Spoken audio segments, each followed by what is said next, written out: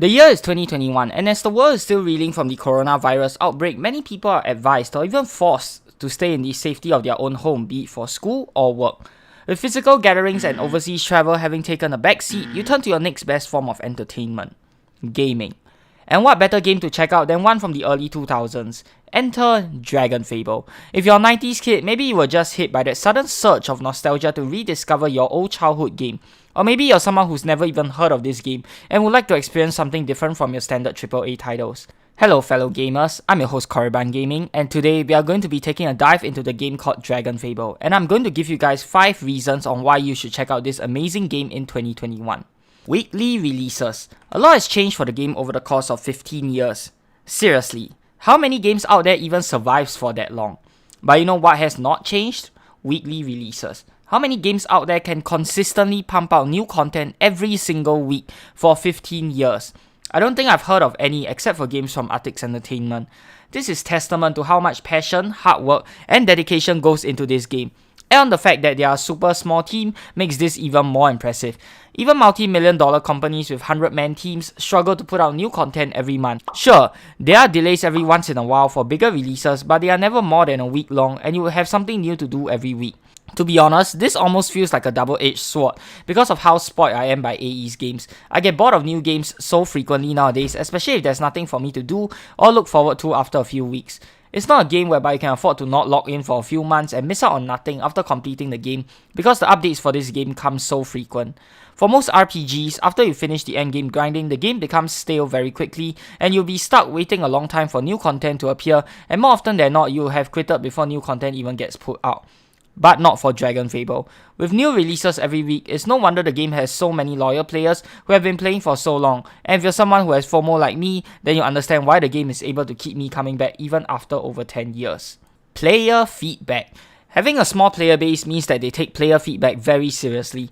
Every single player's input is important to the team and they are always looking for ways to improve after taking in the feedback.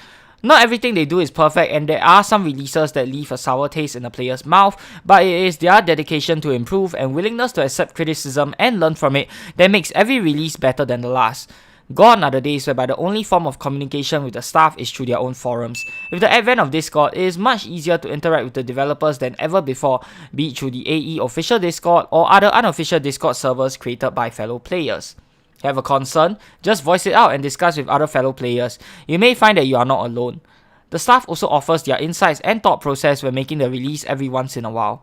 This back and forth is great for the game as both sides will be able to better understand what's good and what's not for the game and the rationale behind certain things that we will otherwise never be able to learn about. I've seen this so many times in other games where player feedback is completely ignored because of how big the game is. This causes complacency for the devs and the game company and is the main reason why many big games don't last more than a few years. After their glory days are over, the game is done.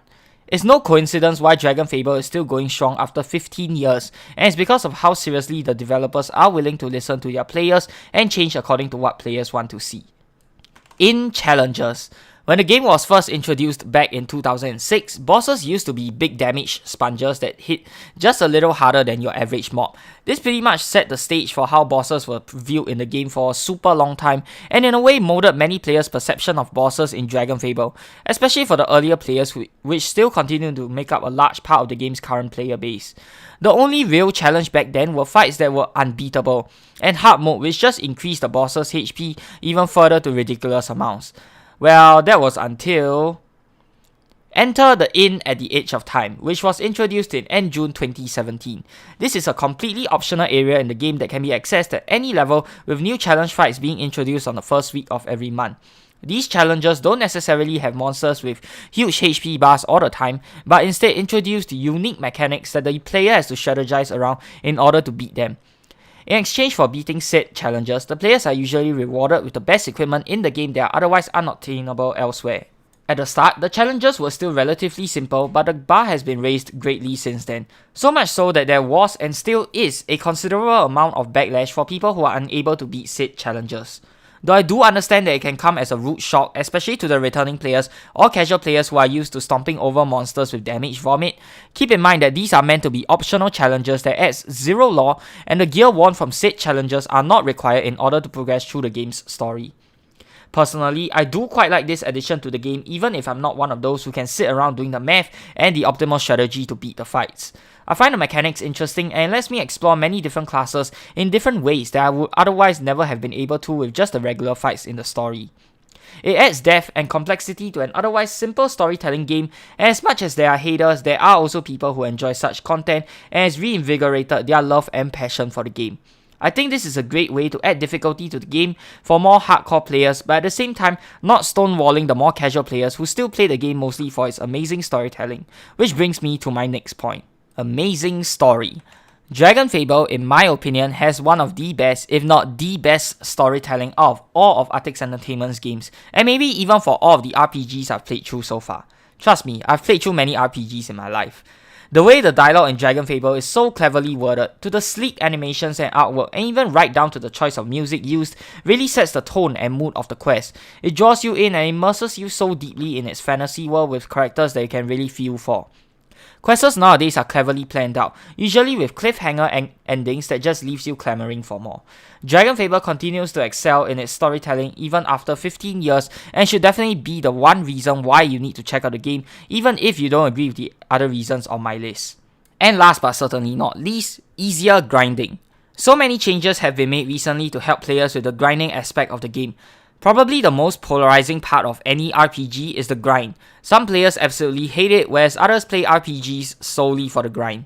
Regardless of whichever side you're on, you'll be glad to hear the changes made here, as they really do help you to enjoy the best part of DragonFable much more easily, which is a story that I've mentioned earlier.